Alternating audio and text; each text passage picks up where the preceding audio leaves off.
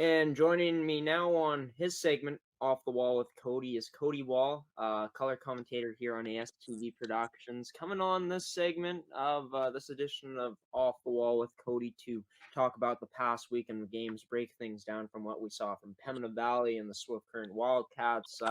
Cody, doing this on Monday night instead of Tuesday. Way more awake than last week for myself, I know that, but a day after our weekend ended of us covering games in Pembina Valley, or in Morden, Manitoba for Pembina Valley, how have you been doing today?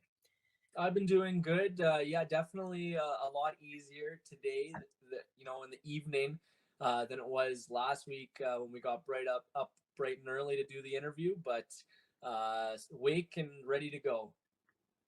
Yeah, for sure. And I wasn't looking forward to doing last week's because of that exact thing, the time that we were doing it at, but decided to do it on this Monday evening, of course, the day before this episode comes out. Well, the night before the morning of this episode. Let's start off with Pembina Valley. The Hawks this weekend winning a game and losing a game. That loss coming on Saturday to the Winnipeg Avros 4-2, and the win, of course, coming yesterday 6-0 over the Interlake Lightning. But let's go back to that Winnipeg Avros game. Avros led 1-0 after the first. It was 2-1 for the Avros in the second period, making it 3-1 for them. And then both teams scoring in the third, ending the game off 4-2 in the Avros' favor. The Avros outshot PV 32-19. Both teams had 8 penalty minutes. And yeah, the Avros just getting it done in all phases of the game, aggressive forechecking, really not giving Pembina Valley much space to breathe at points in that game. But talk about what you saw from the Avros from your perspective of what they were able to do to beat this Pembina Valley team on Saturday. So one thing that the Avros really did right was they came out hard right from the drop of the original puck off that first puck drop, and they never really let off the gas too much. Pembina Valley did get stronger as the game progressed, but the Avros were able to, when that point came, able to kind of hunker down and shut down the offense from the Pembina Valley team. What do you see from Pembina Valley in terms of stuff that you thought they could have done better in that game to have a better chance of winning this past Saturday? Well, the most obvious one was just putting in a full 60-minute effort.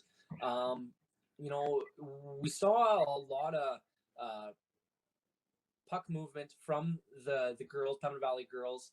Kind of the leader in that game was Abby Bordedoui. She kind of, even the whole weekend, really was a catalyst for the Pembina Valley team and really willed her team into the games, because that Avros game wasn't too out of stretch ever. Pembina Valley was in the game throughout, only being down 2 goals. And they looked very good as the game progressed, and then they kind of kept that momentum into the next day. Yeah, for sure. They were building and building as that game went along. In my opinion, I thought that third period was probably their strongest period of the night. And like you said, they continued that momentum and carried it into that game against Interlake. And I think that we saw that from just when we were calling the game. But, just talking about, Pembina Valley's goaltending, we talked about it. Kaylee Franz ended up getting shot on 32 times, letting in 4 goals in that game. But just speak about Franz's play, because like you said, and like people saw, some of those goals not entirely her fault on Saturday.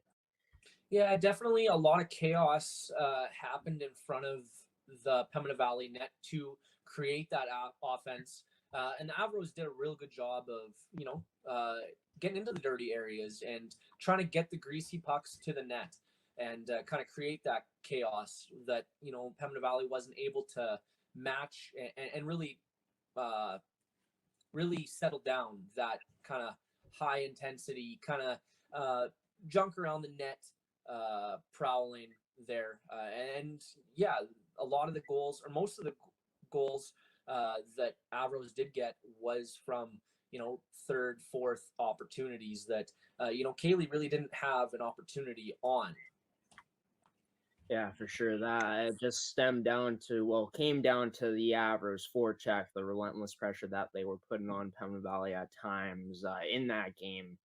Pembina Valley just couldn't keep up with the Avros straight up. But a way better showing for Pembina Valley in that 6-0 win the next day in that afternoon game on Sunday against the Interlake Lightning, leading 2-0 after the first, 5-0 after the second, adding one more goal in the third.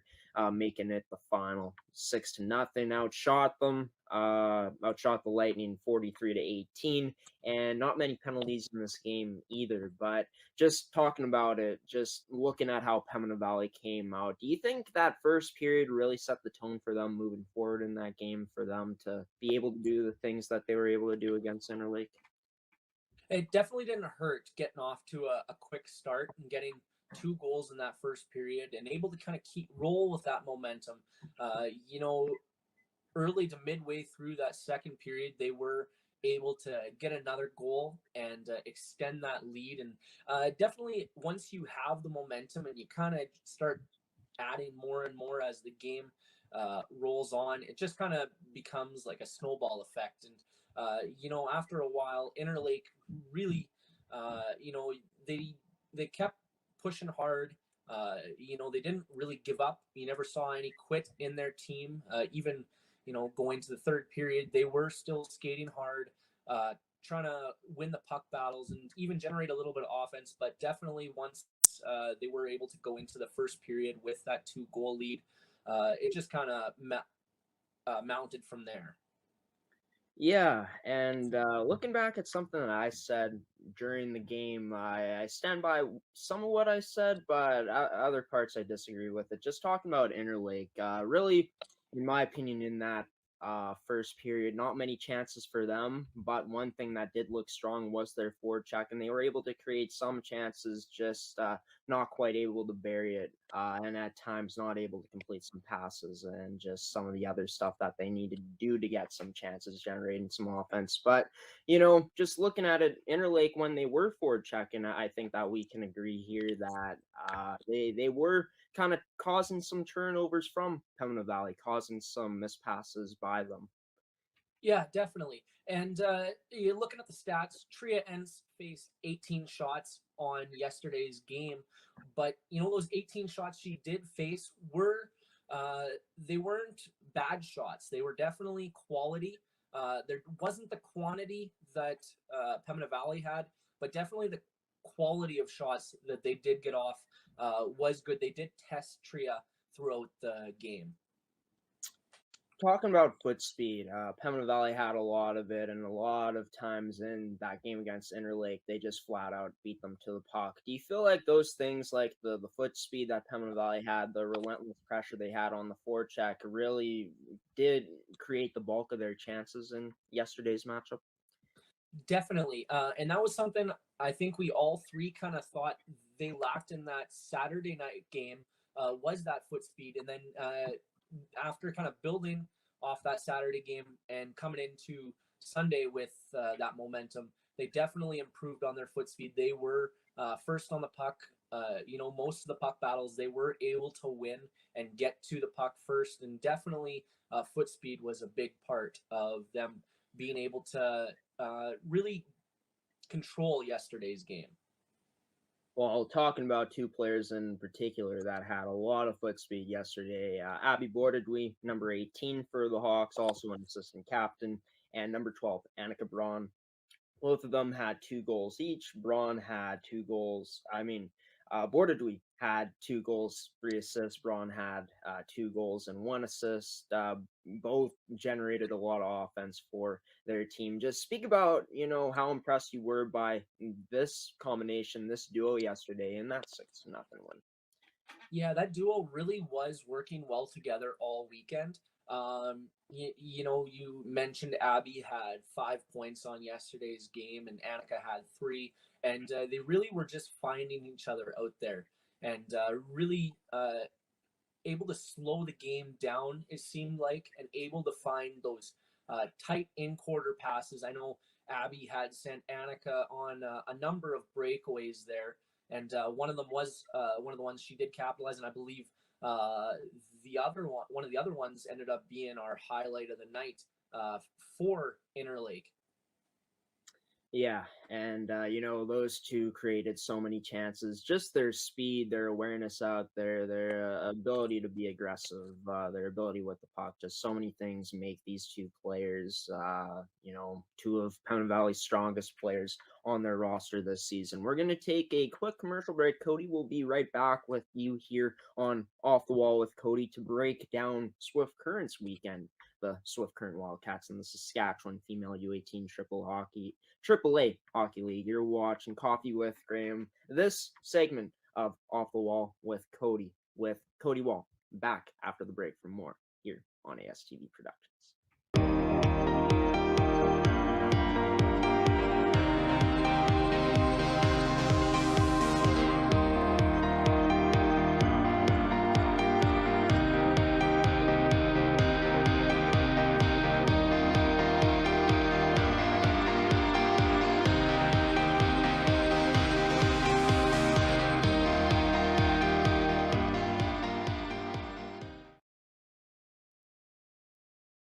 Welcome back to Off the Wall with Cody here on Coffee with Graham with Cody Wall, ASTV Productions color commentator. Me and Cody were in Morden, Manitoba this weekend to watch the Pembina Valley Hawks take on the Winnipeg Avros and the Interlake Lightning in some MFHL regular season action. But a place where we weren't at, Cody, was Swift Current, one of the other teams that we cover here on the network. The Swift Current Wildcats were in action twice this weekend. They were coming into this weekend 2-game series against the Prince Albert Northern Bears, coming fresh off of win in overtime against the Regina Rebels. A huge win for them, but a 2-game weekend series for Swift Current, losing the first game on Saturday, but coming out strong and winning that game on Sunday, 8-4 against the Prince Albert Northern Bears. Just talk about that first game first off. That 4-2 loss on Saturday that the Wildcats suffered to the Bears. Scoreless game after the first game, was tied 2-2 after the second period, and then Prince Albert scored 2 unanswered in that third period, one coming off the power play. Do you feel like that was kind of the turning point from just looking at what happened on the stat sheet, just that penalty that Swift Current took for Prince Albert to be on the power play and capitalize there, getting that 3-2 lead in the third? Definitely, when you see that the game-winning goal came off of a power play, you definitely put a little extra merit in the fact that your special teams is something you need to consistently work on. And with that being said, looking at the rest of the weekend, it looked like their penalty kill, the Wildcats penalty kill, was able to hold up fairly well throughout the weekend, but just that one power play goal ended up being the deciding marker in that first game on Saturday. Some players that, just kind of looking at the stat sheet, that looked like they kind of stood out for the Wildcats was Jersey Watney, number 4, and Sadie Keller. They were the 2 goal scorers for the Wildcats on Saturday. One thing, kind of, to look over the stats there for that Wildcat game, they were able to outshoot Prince Albert 45-16. Usually when shots are that one-sided, you'd expect a team that has the majority of shots to be the winner. Unfortunately, that wasn't the case, because Prince Albert ended up having their rookie netminder Paige Fisher make 43 of those 45 saves, and just really, without watching it, you can assume that she really stood on her head in that game there on Saturday. Yeah, and for a team like Prince Albert that was coming into that 2-game weekend set of games against Swift Current with only 1 win on the season, hungry, of course, for more on the weekend, they ended up getting that win on Saturday. But for them to get a performance like this from a rookie goaltender in Paige Fisher, just how big of a confidence booster is that for such a young goaltender that got a much needed win over the weekend, taking 2 points from Swift Current out of those possible four they could have gotten. Yeah, just to kind of dive into Prince Albert a bit, definitely, when you have a young goaltender who has shown that she can make that many saves on a given night, that's definitely reassuring. You're definitely going to look to her uh, to be a backbone of your team going forward, especially with her being a rookie.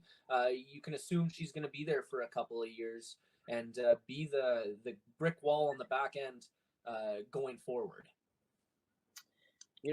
Talking about Swift Current generating as many shots as they did in that game on Saturday, 45-16, they come out and put up even more shots, 53 shots in that Sunday win. Of course, Prince Albert putting up more shots themselves, 33 shots, so 53-33 were the shots for Swift Current in that game. But a huge bounce back win for Swift Current in that Sunday matchup, 8-4, and they end up scoring 6 in that second period. Just talking about a period like that when you're able to score in such big bunches like Swift Current was able to, definitely the turning point in that game on Sunday.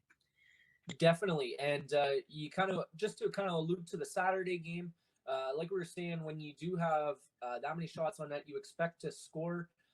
Looked like on Sunday, the quantity of shots didn't stop, but they were able to finally find the back of the net on Sunday, and you can see once they found the back of the net, they were able to get a couple of more in and manage to kind of make up for the missed shots that they weren't able to put in on Saturday with the 8-goal performance on Sunday. Talking about that power play as well, like we just talked about a bit early on, or we didn't yet. Just talking about that power play for Swift Current, 2 for 3 on the power play on Sunday after going 0 for 4 on the PP on Saturday. Even though we didn't get to watch this game, definitely got to think that they were executing, firing on all cylinders on that PP just by looking at what they were able to do, going 2 for 3 on that girl advantage on Sunday against Prince Albert. Definitely, when you go 2 for 3, your power play is really buzzing, and that's definitely going to be a factor in the game when you are at over 50% on your power plays. Mind you, it wasn't, there weren't 5 or 6 power plays where they got 50%, but they still, the power plays that they did get, they were able to capitalize and put some goals on the board. A lot of different scores for Swift Current this weekend. A lot of depth throughout that lineup. That has been one of their strengths coming into the season, is just how deep that forward group is up front. Just speak about how nice it is to see this forward group come out and spread the offense like they have been doing most of this season. Yeah, definitely looking at their stats, they have been able to spread out their offense, but there has been some girls out there who have been able to string together, a good set of games. And one of them is Jersey Watney. She started the season in the 5 games she has played in the league. She's got 5 goals, 6 goals in each of the 5 games. So she's got a 5-game goal scoring streak, as well as Sadie Keller. She started the last 3 games with 3-game goal streak going on as well. So those 2 girls are definitely feeling it. Another girl who had a good showing, especially on Sunday, was Lakin Swan. She ended up putting up 4 points in that 8-4 win over the Prince Albert Northern Bears. Yeah, for sure. Jersey Watain has been really solid for this team this season, really being a leader out there offensively, along with Sadie Keller and Ava Metzger as well, having a good season. All around, a very talented forward group for this Swift Current Wildcats team. We'll end off with this, Cody. Player that for you stood out from Swift Current this weekend. I know you've already alluded to a few players, but if you had to pick one who would you say stood out the most for you, just looking at the stats, looking at what these players were able to produce this past weekend? If I had to narrow it down to just one, I would definitely say number 4, Jersey. She definitely has started the season strong and was able to put up multiple points in these last couple games. Not just 1, 2 points. She was able to put up multiple points.